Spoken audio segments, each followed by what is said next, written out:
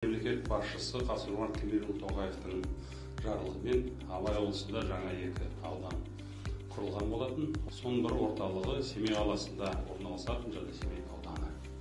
Ең алдымен аудан құрылымдық мәселелерін толығымен шешу үшін басшылық құрамын бекітуіміз қажет. Сондықтан Қазақстан Республикасының мемлекеттік қызмет туралы заңның 14 бабына сәйкес Қазақстан Республикасының президент әкімшілігінің және Семей ауданының мәслихат депутаттарының келісімімен және менің өкіміммен жаңа Семей ауданының әкімі лауазымына Руслан Ерлан Базарбаев тағайындалды.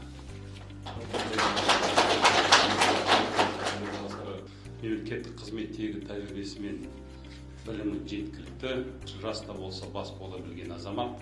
Сондықтан артылған сенімді ақтап және Семей ауданының жұртшылығымен бірлесе отырып, осы ауданның одан әрі дамып гүлденуіне бар күш-жігерін салып, аянбай қызмет етеді деп сенемін.